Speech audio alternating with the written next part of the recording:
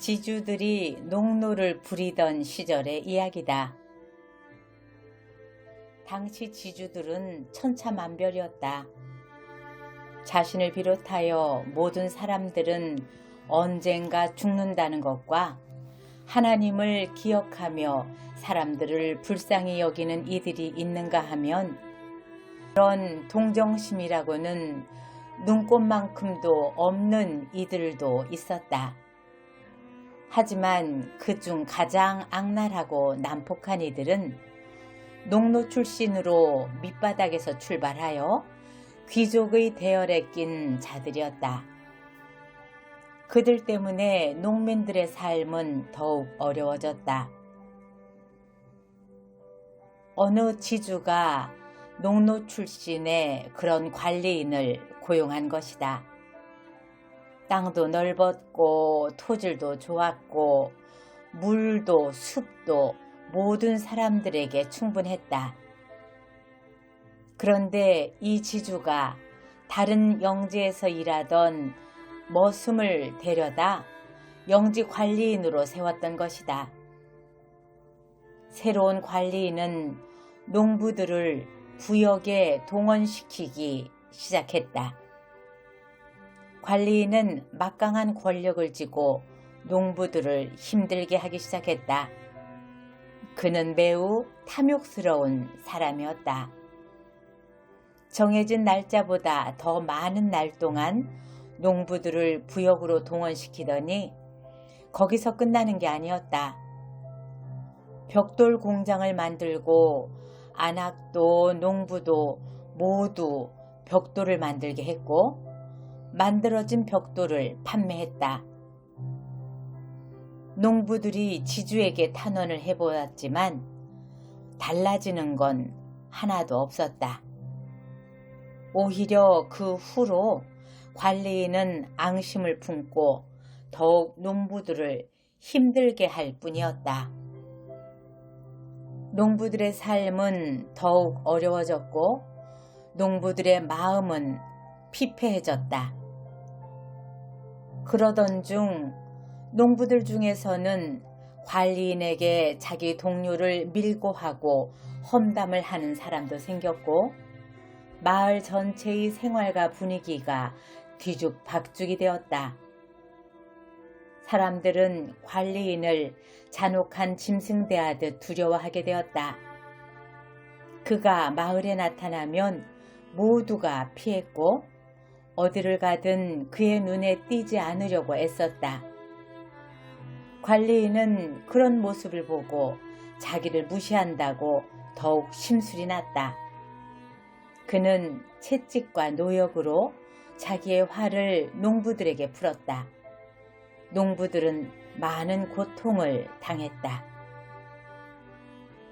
농부들 사이에서 이런저런 이야기가 돌기 시작했다. 그리고 따로 모일 기회가 있으면 용감한 사람들이 이런 말을 하곤 했다. 우리가 이 악랄한 놈을 얼마나 오랫동안 참아야 한단 말이오. 이렇게 있다가 죽느니 그 자를 잡아 죽여도 죄가 될 건 없지 않겠소? 부활절이 되기 전에 모든 농부들이 숲에 모일 수가 있었다. 숲을 벌목하라고 관리인이 그들을 보낸 것이다. 앞으로 어떻게 살지? 그들이 말했다. 일을 얼마나 시키는지 우리들 모두 죽일 셈이야. 낮에도 밤에도 우리도 마누라들도 쉴 틈이 없자는가. 조금이라도 마음에 들지 않으면 생트집을 잡아서 매를 때리니 저번에 셰몬이 저자한테 매를 맞아 죽지 않았는가. 아느시마도 족쇄를 차고 고생을 많이 했지. 도대체 우리가 무얼 더 기다려야 한단 말인가? 만약 저녁에 그자가 이곳으로 와서 다시 난폭한 짓을 하면 말이야. 그때는 말에서 끌어내려서 죽여버리면 그만일세. 그리고 숲 아무데나 묻어버리고 증거는 없애버리는 거야. 다만 모두 마음을 모아서 배신하지 않기로 약속해야 하네. 바실리 미나예프가 이렇게 말했다. 그는 누구보다도 관리자에게 앙심을 품고 있었다. 관리인이 그를 매주 채찍으로 때리고 그의 아내를 자기의 식모로 삼았던 것이다. 농부들이 이런저런 이야기를 나눈 후였다. 마침 저녁에 그 관리인이 말을 타고 마을에 왔다. 그러고는 제대로 나무를 베지 못했다고 생트집을 잡기 시작했다. 나무 더미에서 어린 피나무를 발견한 것이다. 내가 피나무는 베지 말라고 했잖아. 누가 이것을 베었나? 도대체 누구야? 바른 대로 말하지 않으면 모두를 매로 치겠어. 사람들은 모두 겁에 질려 누가 맡은 구역에 보리수가 있었는지를 찾아내기 시작했다. 시도르의 구역이었다. 관리인은 시도르의 얼굴을 마구 때리고 채찍으로 몸을 이곳저곳 때렸다. 시도르는 온몸에 피가 흘렀다. 저녁에 농부들이 다시 모였고 바실리가 말을 시작했다.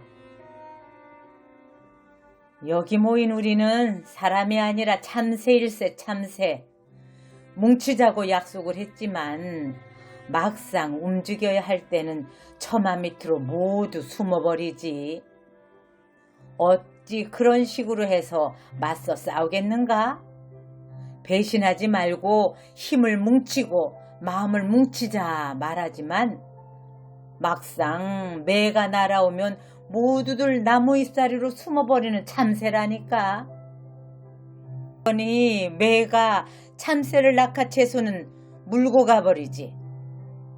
참새들은 나중에 친한 친구가 없어진 거 알고는 허둥거리며 짹짹거리지만 그걸로 끝이지. 모두들 똑같아. 댁들 모두 마찬가지야. 그자가 시도르한테 손을 댔을 때 모두들 힘을 합해서 끝장을 냈어야지. 그런데 다들 나뭇가지 사이로 숨지 않았나? 분을 참지 못한 농부들은 이런저런 험한 말들을 더 주고받다가 결국은 관리인을 죽여버리기로 마음을 굳혔다. 고난주간에 관리인은 부활주간에 귀리를 심을 준비를 하라고 농부에게 통보했다. 농부들은 그 명령에 매우 속이 상했다. 부활주간에 일을 하라니 그건 아니었다. 며칠 후 농부들은 바실린의 집 뒷마당에 모여 다시 이 문제를 의논하게 되었다. 하늘이 무섭지도 않은가 보네. 이런 짓을 하려고 하다니. 정말로 저자를 죽여야겠나? 가만히 있어도 어차피 죽을 목숨인걸.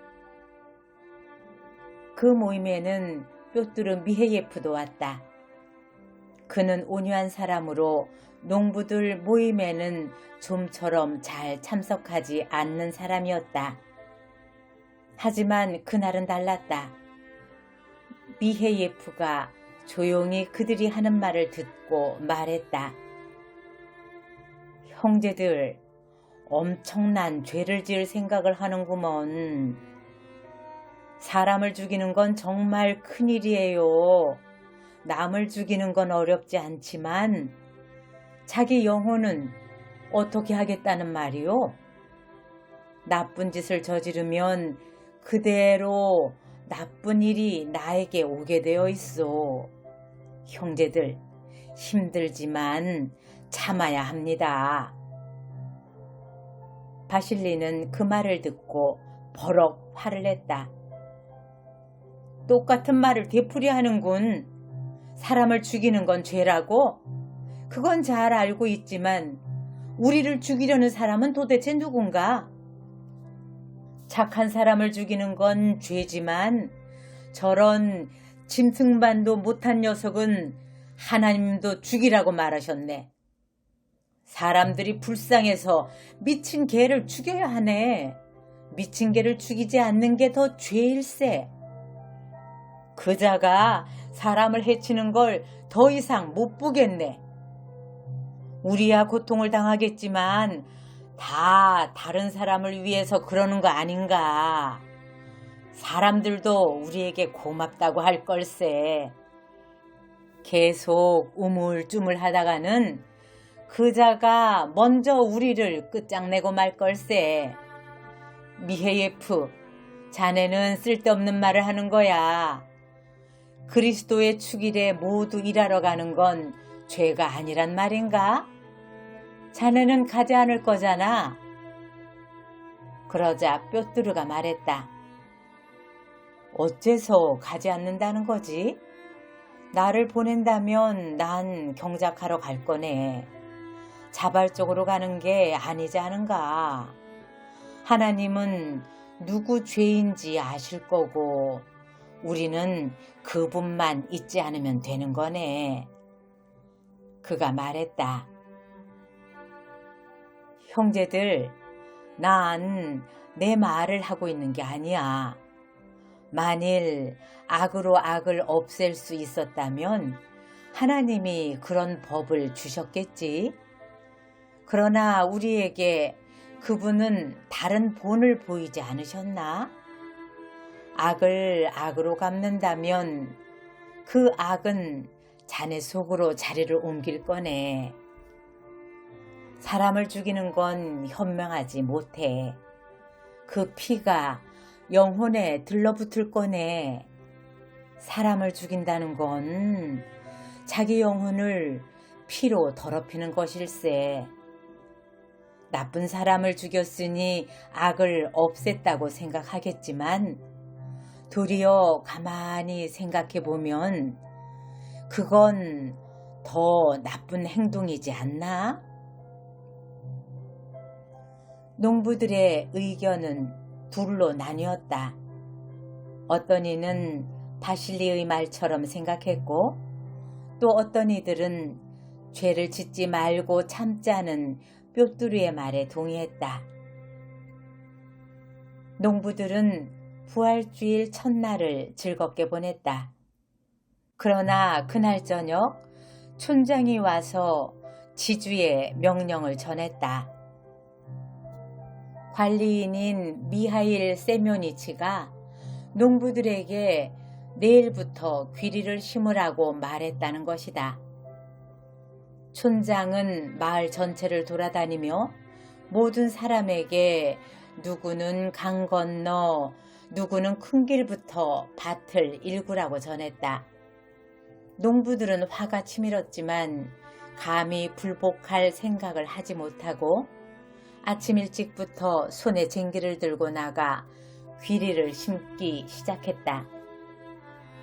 교회에서는 오전 미사를 알리는 종소리가 울렸고 사람들은 여기저기서 명절을 즐겼지만 농부들은 귀리밭을 일구러 나갔던 것이다.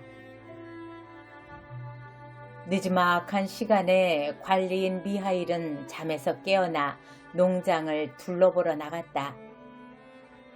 그의 아내와 딸은 일꾼이 그들을 위해 마차를 준비해주자 옷을 차려입고 오전 미사를 다녀왔다.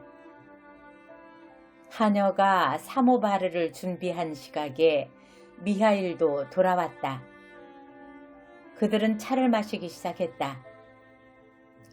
미하일은 차를 실컷 마시고 파이프 담배를 입에 문 채 거들먹거리며 촌장을 불렀다.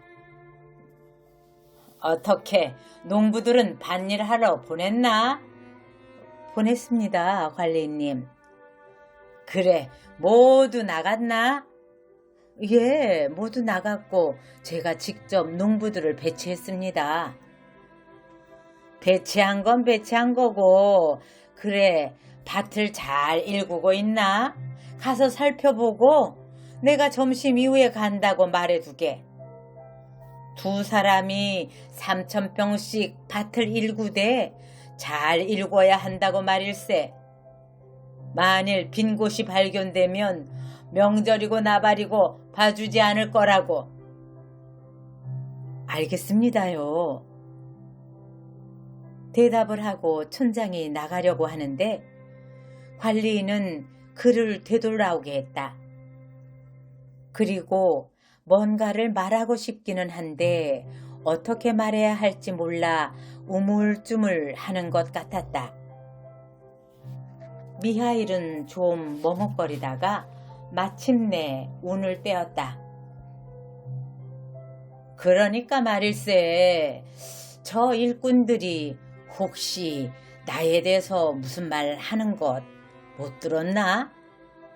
누가 욕을 하고 무슨 말을 하는지 가서 듣고 나에게 소상하게 말해주게. 난 일꾼들을 잘 알고 있지. 일하는 걸 좋아하지 않아. 누워서 빈둥거리기만 하고 게을러 빠졌지. 밭 가는 시기를 놓치면 낭패라는 건 생각하지 못한다고. 그러니 자네가 가서 누가 뭐라고 하는지 잘 듣고 모조리 내게 전해주게. 내가 좀 알아야겠네. 가서 보고 아무것도 감추지 말고 전부 나에게 얘기해주게. 촌장은 몸을 돌려 말을 타고 들판에 있는 농부들에게로 갔다. 관리인 부인이 촌장과 남편이 하는 이야기를 들었다. 관리인 부인은 온화하고 마음이 착한 여자였다. 그녀는 할 수 있는 한 남편을 다독거리고 누구려뜨렸다. 가능하면 농부들 편을 들어주곤 했다. 그녀는 남편에게 와서 이야기했다. 여보, 미생까, 주님을 위한 대축일에는 그리스도를 생각해서 농부들도 좀 쉬게 해주는 게 어때요? 미하일은 아내의 말을 듣기는커녕 그녀를 비웃었다. 오랫동안 오냐오냐 해줬더니 아주 용감해졌군 그래. 남의 일에 끼어들지 말지 그래. 미생까 여보, 당신에 대한 꿈이 좋지 않았어요. 내 말을 들어요. 당신 농부들을 제발 놓아줘요. 또 그 소리 하는군. 내가 말했잖아. 한 번 더 그런 소리를 하면 너도 농부들처럼 일을 하게 만들어줄까? 관리인은 잔뜩 화가 나서 험한 말로 아내를 몰아세웠다. 관리인은 식모에게 점심을 내오라고 말했다. 푹 고아 만든 소고기 젤리, 파이, 돼지고기가 들어간 야채 스프, 튀긴 새끼 돼지, 크림 파스타를 먹고 앵두로 만든 과실주까지 마시고 달콤한 파이를 먹었다. 목에까지 배가 부른 미하일은 기분이 좋아 꽉 트림을 하고 기타를 뜯으면서 식모와 시시덕거리고 있었다. 그때 촌장이 들어와 들판에서 본 것을 보고했다. 어떻게 밭은 잘 갈던가? 시킨 것은 잘 하고 있고? 벌써 절반 이상을 갈았습니다. 빈터는 없고? 예, 빈터 없이 잘 갈고 있습니다.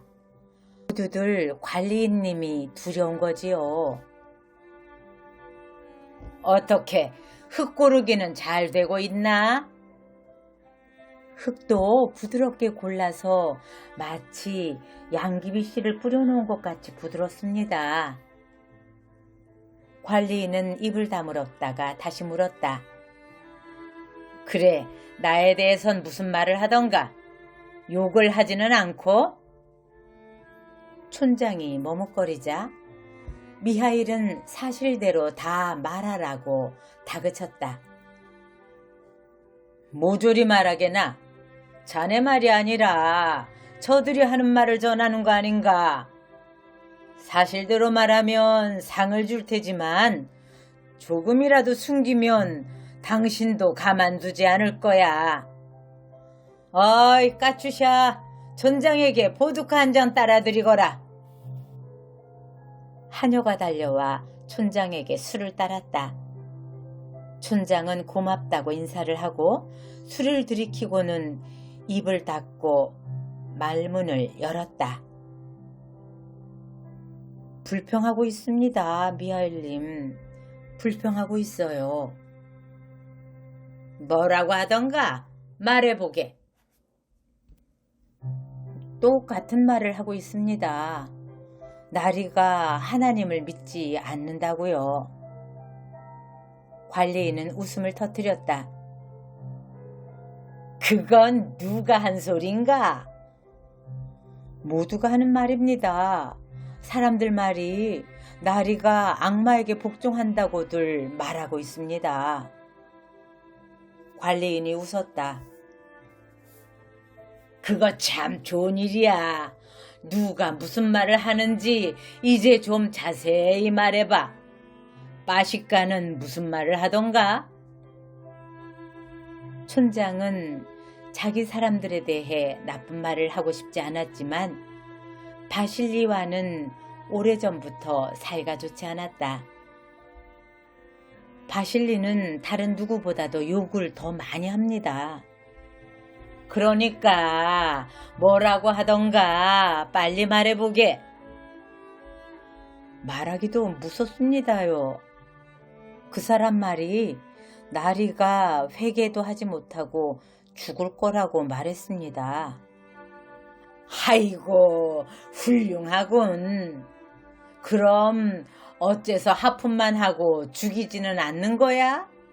틀림없이 감히 손을 못 대고 있는 거겠지? 좋았어.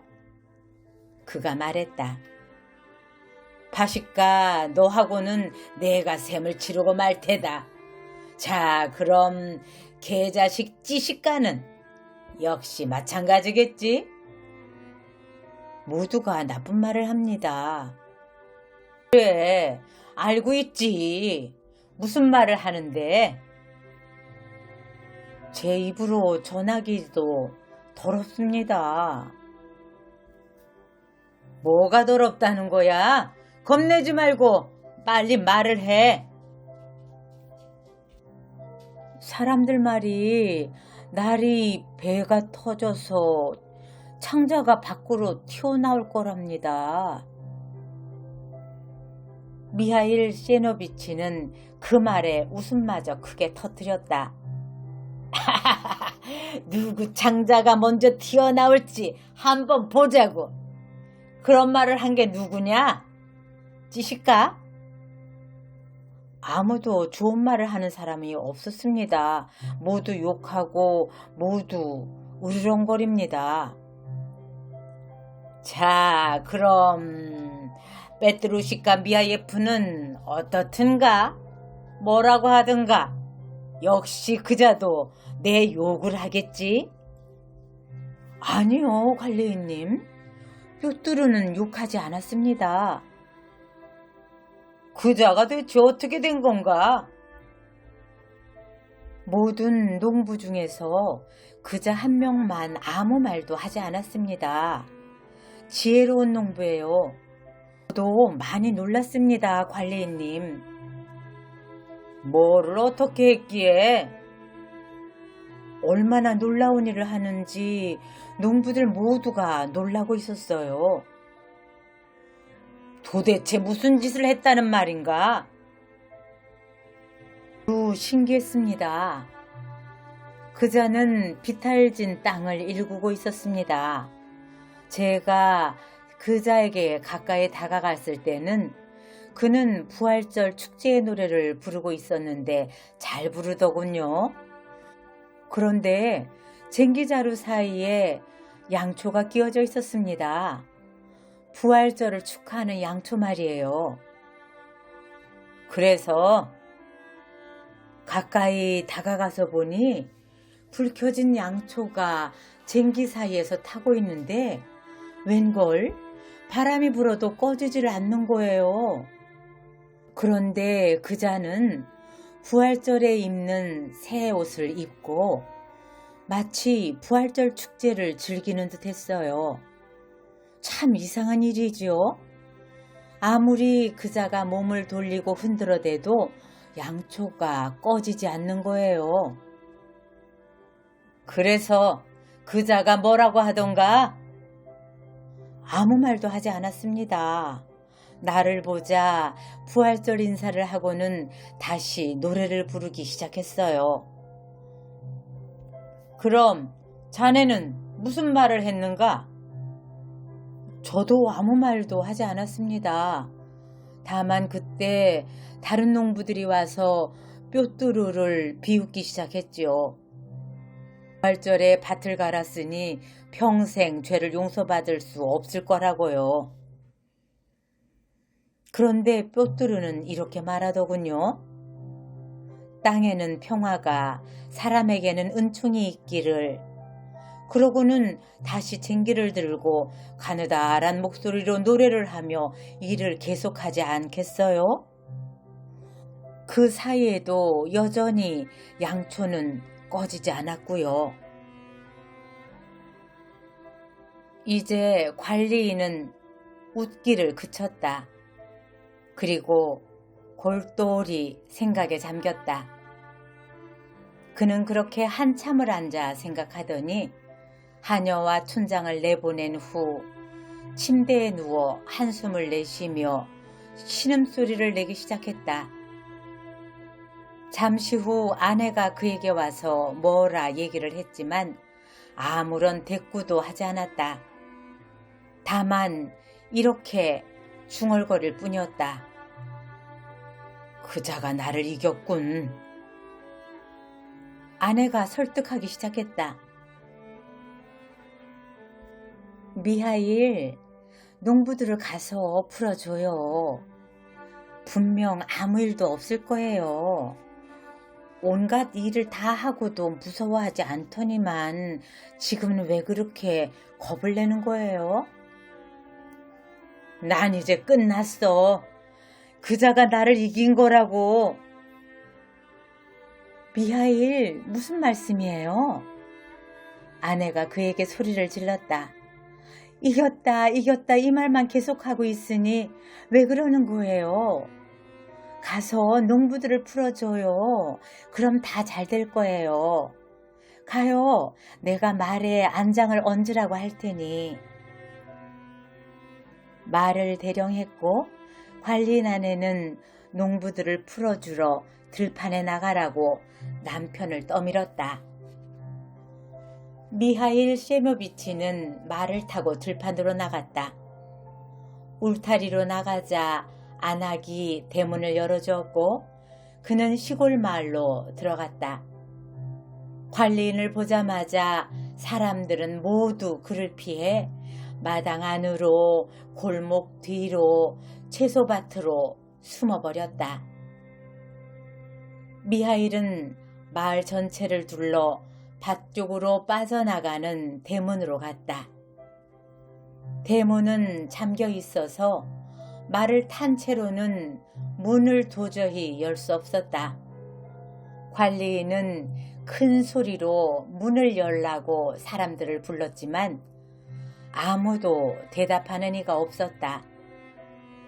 하는 수 없이 그는 직접 말에서 내려 문을 연 뒤 다시 말 안장에 앉으려고 했다.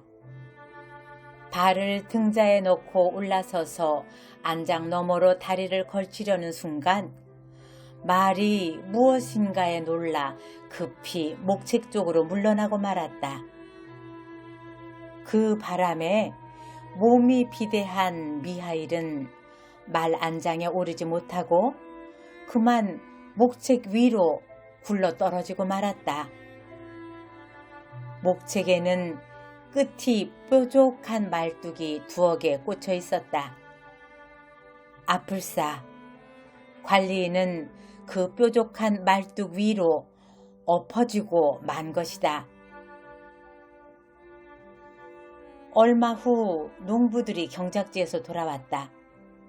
그런데 말들이 콧김을 뿜으며 대문 안으로 들어가려고 하지 않는 것이었다. 농부들은 주위를 살펴보았다. 농부들은 두 팔을 활짝 벌린 채 벌렁 누워있는 미하일 세면이치를 발견했다. 그의 복부는 목책에 찔려 찢어져 있었다. 그 주위에는 웅덩이처럼 피가 잔뜩 고여 있었다. 농부들은 놀라서 말들을 뒤쪽으로 몰고 갔고 뾰뚜루 한 사람만이 말에서 내려와 관리인에게 다가갔다. 관리인이 죽은 것을 보자 그는 조용히 눈을 감겨주었고 수레에 말을 맨 후 관리인을 나무관에 넣어 지주의 집으로 데려갔다. 지주는 농부들에게 그간의 사정을 다 듣게 되었고 농부들을 부역에서 풀어주며 이제부터는 소장료만 내도록 이야기했다. 그제서야 농부들은 하나님의 힘이 악에서가 아니라 선에서 나오는 것임을 깨닫게 되었다.